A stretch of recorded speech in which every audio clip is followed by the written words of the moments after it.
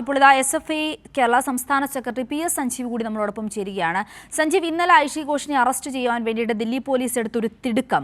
ആ തിടുക്കത്തിന് പിന്നിൽ വ്യക്തമാണ് അവർ ഏറ്റവും അധികം ഭയപ്പെടുന്നത് ഈ രാജ്യത്തെ SFI നേതാക്കളെയാണ്.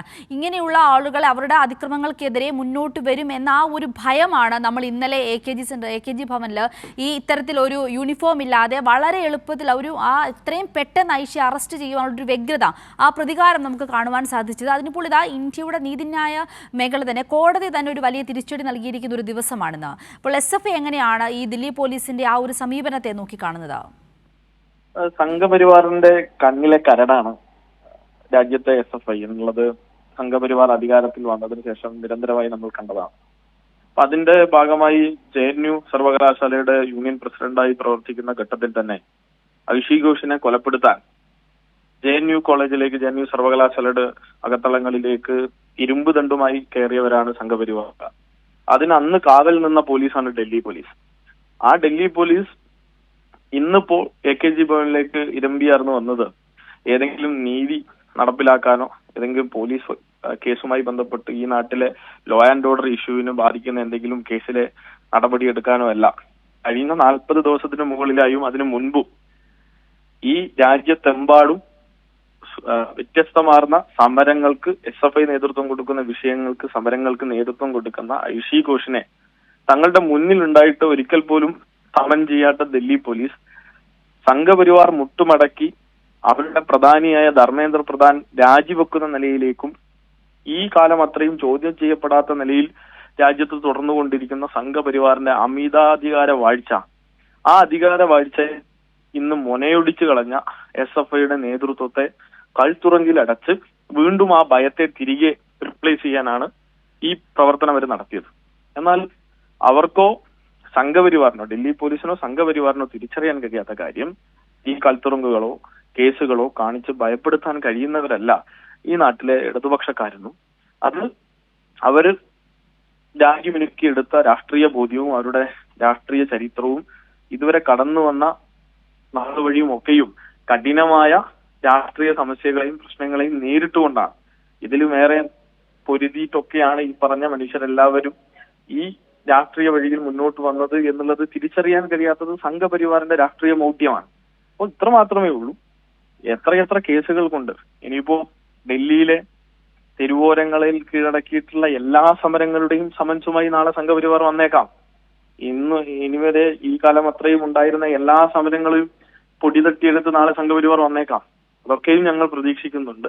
തീർച്ചയായും ഇവരുടെ ക്വസ്റ്റ്യൻഡായി നീണ്ടുപോയിക്കൊണ്ടിരുന്ന അധികാര വാഴ്ചയെ ചോദ്യം ചെയ്ത് ഈ നാട്ടിലെ സാധാരണക്കാർക്ക് ഇവിടെ ജീവിക്കാനുള്ള അവകാശമുണ്ടെന്നും അവിടെ ചോദ്യം ചെയ്യപ്പെടേണ്ട ഭരണകൂടമാണെന്നും അതിന് ഉത്തരം പറയാൻ അവർക്ക് ബാധ്യസ്ഥതയുണ്ടെന്നുമുള്ള അക്കൗണ്ടബിലിറ്റി നമ്മുടെ സമരം സൃഷ്ടിച്ചിട്ടുണ്ട്.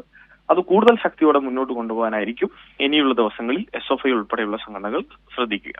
സഞ്ജീവ്, ഇവിടെ ഇന്നലത്തെ ആ ഒരു ദില്ലി പോലീസിന് ആ ഒരു നടപടിയിൽ നിന്നും വളരെ വ്യക്തമായ ഒരു കാര്യമുണ്ട്. CJPയുടെ നേതൃത്വത്തിൽ നടന്ന സമരമായിരുന്നു എങ്കിൽ പോലും അതിൻ്റെ യഥാർത്ഥ ആവേശം അല്ലെങ്കിൽ അതിൻ്റെ യഥാർത്ഥ ഊർജ്ജം രാജ്യത്തിൻ്റെ SFI ആയിരുന്നു, SFIയിൽ പ്രവർത്തിക്കുന്ന ഓരോരുത്തരുമായിരുന്നു എന്നുള്ള മോദി സർക്കാരിൻ്റെ ഒരു ബോധ്യമല്ലേ? ആ ഒരു സമരം അവസാനിപ്പിച്ച് കോടതി ഇത്തരത്തിലുള്ള നടപടികളൊന്നും, പ്രതികാര നടപടികളൊന്നും ഉണ്ടാവരുത് എന്ന നിർദ്ദേശം നൽകിയ ആ ഒരു സാഹചര്യത്തിൽ പോലും പഴയ കേസുകൾ കുത്തിപ്പൊക്കി രാജ്യത്തിലെ SFI നേതാക്കൾക്ക് നേരെ ഇങ്ങനെ ഒരു പടയൊരുക്കം നടത്തുവാൻ ദില്ലി പോലീസിനെ പ്രേരിപ്പിക്കുന്നത് യഥാർത്ഥത്തിൽ മോദി സർക്കാരിന് ഇടതുപക്ഷത്തോടുള്ള ഒരു ഭയം തന്നെയല്ലേ? രാജ്യമെമ്പാടുമുള്ള വിദ്യാർത്ഥികൾ കടന്നു വന്ന സമരമാണ് ജന്തർ മന്തർ സമരം. അങ്ങനെയുള്ള ഏതൊരു സമരവും ലോകത്തിന്റെ ചരിത്രത്തിൽ അല്ലെങ്കിൽ തൊട്ടു മുമ്പേ ഉള്ള വ്യത്യസ്ത രാജ്യങ്ങളുടെ ചരിത്രം എടുത്ത് പരിശോധിച്ച് നമുക്ക് കാണാം. ഇപ്പൊ നേപ്പാളിലും മറ്റു ചില പ്രദേശങ്ങളിലൊക്കെ നമ്മൾ കണ്ട ജൻസികളുടെ നേതൃത്വത്തിൽ നടന്ന സമരം ബംഗ്ലാദേശിൽ ഉൾപ്പെടെ വഴിതെറ്റിപ്പോയത് നമ്മൾ കണ്ടിരുന്നു. മറ്റൊരു അക്രമാസക്തമായിട്ടുള്ള ഒരു ആൾക്കൂട്ടത്തിന്റെ ഒരു വാഴ്ചയായി മാറിയിരുന്നു. പക്ഷേ ഈ സമരത്തിന് അങ്ങനെ മാറ്റാൻ വേണ്ടി സംഘപരിവാർ ശ്രമിച്ചെങ്കിലും, അങ്ങനെയുള്ള ഇൻഫ്രിഞ്ച്മെന്റ് ഗ്രൂപ്പുകളെ ഒക്കെ ഇറക്കി പല വിധത്തിൽ അക്രമമൊക്കെ നടത്താൻ സംഘപരിവാർ ശ്രമിച്ചെങ്കിലും അതിനെ മറികടക്കാൻ കഴിയുന്ന ഒരു രാഷ്ട്രീയ ഉള്ളടക്കം അതിനുണ്ടായിരുന്നു, അല്ലെങ്കിൽ രാഷ്ട്രീയ സ്ലോഗൻ അതിനുണ്ടായിരുന്നു. ആ റെസിസ്റ്റൻസ് കൊടുത്തത് ഇടതുപക്ഷവും SFIയുമാണ്. ആ ബോധ്യം വഴിതെറ്റി പോകാമായിരുന്ന ഘട്ടങ്ങളിലൊക്കെയും അതിന് വഴി കാണിച്ചു കൊടുത്തും അതിന് നേതൃത്വപരമായ ചൂട്ടുപിടിച്ചും അതിനൊരു മുദ്രാവാക്യം നൽകിയും അതിനെ കൈയടക്കത്തോടെ കൈകാര്യം ചെയ്ത് അതിന്റെ അന്തിമ വിജയത്തിലേക്ക് എത്തിച്ചത് SFI ആണ്. അത് തിരിച്ചറിഞ്ഞതാണ് ഓർഗനൈസറിന്റെ ലേഖനം. ഇപ്പൊ കേരളത്തിലെ സംഘപരിവാറുകാരും കേരളത്തിലെ ചില വലതുപക്ഷ മാധ്യമങ്ങളും നമ്മുടെ നേതാക്കന്മാരെയും പ്രവർത്തകരെയും ആക്ഷേപിക്കുന്നത് നിങ്ങൾ കണ്ടിട്ടുണ്ടാവും.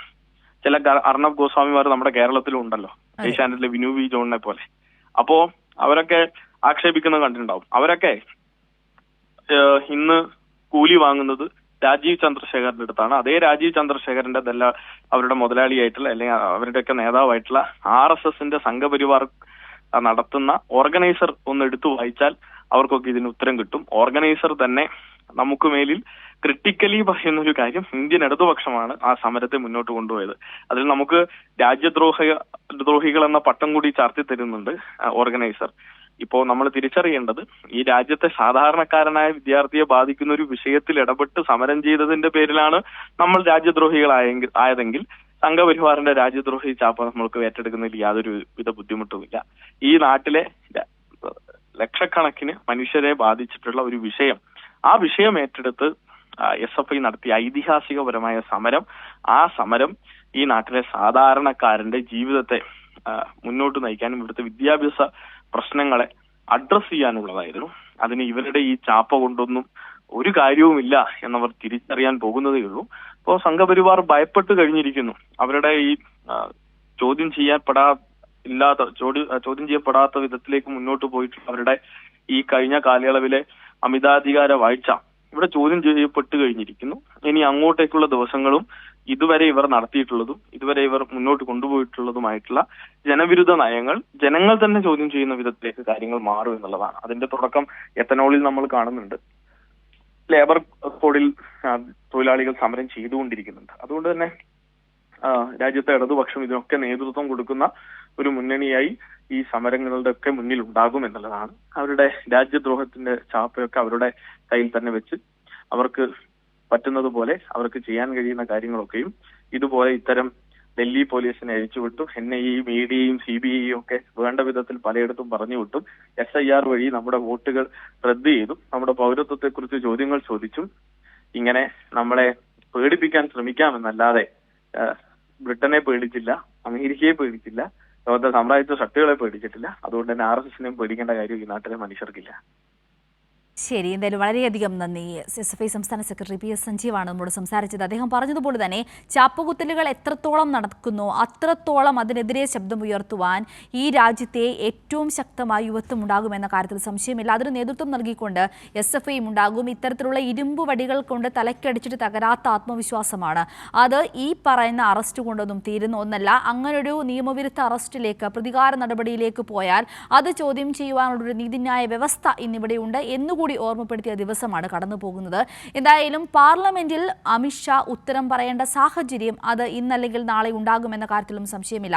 അങ്ങനെയൊന്നും ഓടി ഒളിക്കുവാൻ പറ്റുന്ന ഒരു എളുപ്പം ഇന്നത്തെ BJP സർക്കാരിന് ഈ രാജ്യത്തുണ്ടാകില്ല എന്ന് കഴിഞ്ഞ ദിവസങ്ങൾ ജന്തർ മന്ദറിൽ നമ്മളെ ഓർമ്മിപ്പിച്ചതാണ്. അതുകൊണ്ട് തന്നെ ജനാധിപത്യം ഒരിക്കലും തകരാൻ പറ്റാത്ത തരത്തിൽ അല്ലെങ്കിൽ തകർക്കാതിരിക്കാനുള്ള എല്ലാ മാർഗങ്ങളും രാജ്യത്തെ ഇന്നത്തെ പ്രതിപക്ഷം സ്വീകരിക്കും. അതിന് ഊർജ്ജം പകർന്നുകൊണ്ട് ഇടതുപക്ഷം ഉണ്ടാകുമെന്ന കാര്യത്തിലും സംശയമില്ല.